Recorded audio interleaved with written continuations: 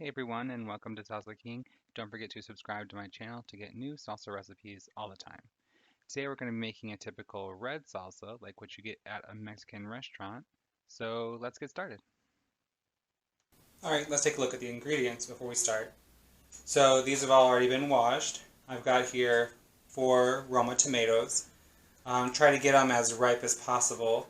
The redder the better. So don't be afraid to take them home, put them in a bag for 2 to 3 days, let them ripen up.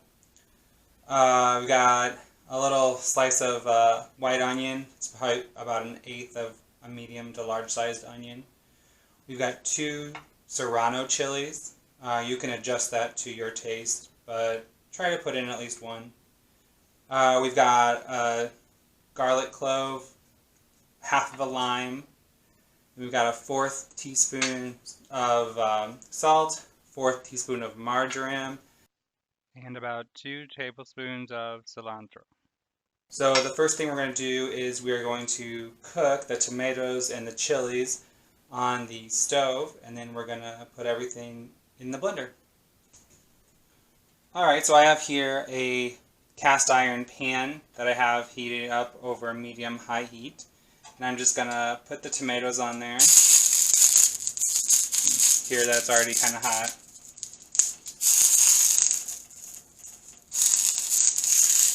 And I'm also going to put the chilies on there. Some people put the garlic and onion on there too, but I don't really think it's necessary. So now we just let them toast. So what we want to see is we want to see kind of black spots, black burnt spots on each side. So we just let it sit for a while.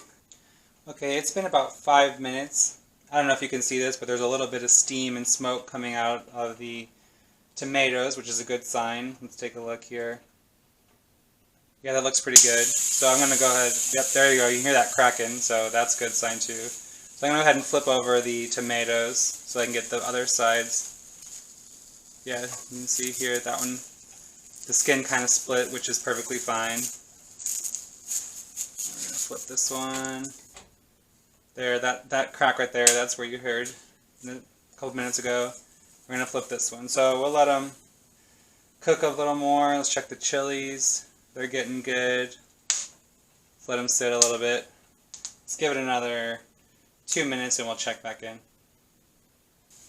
Okay, so it's been about another 2 minutes, so let's take a look. So that's after about 7 minutes. So I'm going to go ahead and flip these. Yeah, those are good. Gets a little hot, so if you need to, you can use tongs. I just make them a lot, so I think my fingers don't really feel hot anymore. Let's check the tomatoes. So yeah, they're getting good and toasted too. Yeah, let's go ahead and flip them on there. So let's say we're going to try and get four spots if we can. Sometimes the shape of the tomatoes don't let you do that, but these ones seem like they're doing okay. Yeah, these are all good. And then, yeah, that's cooked, so let's go ahead and flip it like there. If you need to, you can use the tomatoes to kind of lean them against each other to get them stand on the side that you want. So let's let this go for about another 3 minutes and we'll check back in. Okay, let's see how they're doing. So, yeah, it took about 3 minutes on that side. Let's give this side a little bit more of a toast here. This top here can still be cooked. Let's see how this one's doing. It's pretty good. Let's see if we can get it to sit there. And this last one on back. Let's try and put this side down. The chilies, I'd say they're done. So the chilies in total took about 6 minutes in total, maybe. So all we gotta do is we pull the tails off, throw it in there, pick it up, pull it off, throw it in there. You can see I've got the blender jar right here.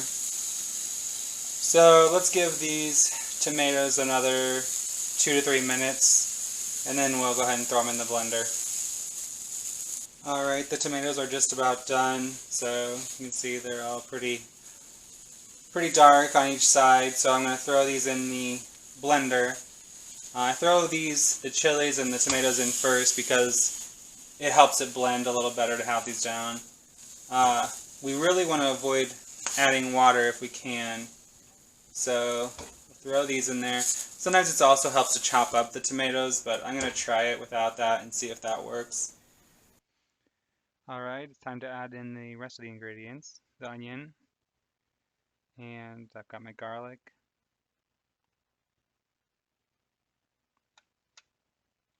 the marjoram, and salt. And I've got my lime squeezer here, so I'm going to squeeze in the juice from half of a lime. All right, and that actually wasn't a very juicy lime, so I'm going to go ahead and add in the other half.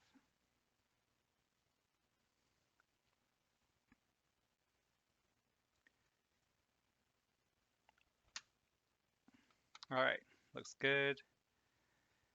So now we just got to blend it. It helps if you use the pulse function, so that just kind of helps things mix up a little better. So let's go.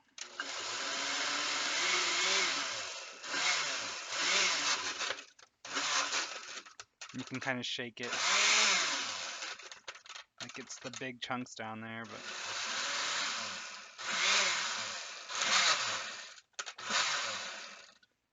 all right, I can see that now it's blending, so I'm not going to have to add water, which is good. I'm just going to pulse it a few more times and kind of shake it down.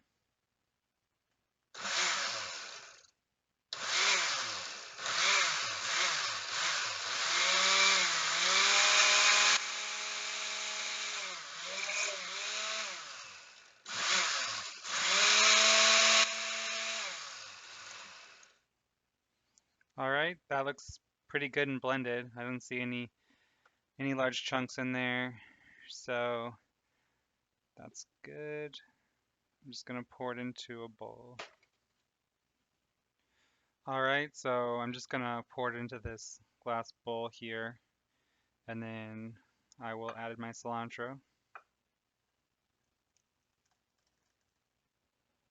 That's good. I don't see any large chunks of vegetable.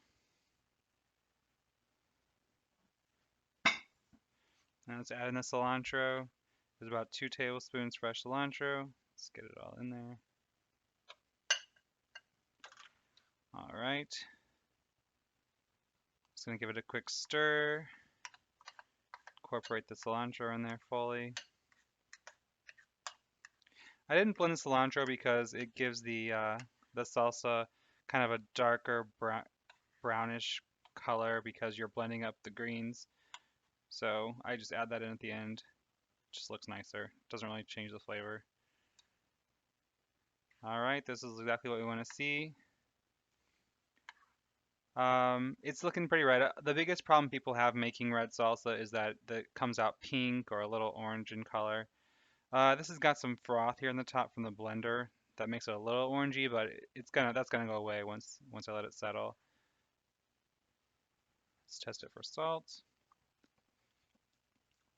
Hmm, that's really good.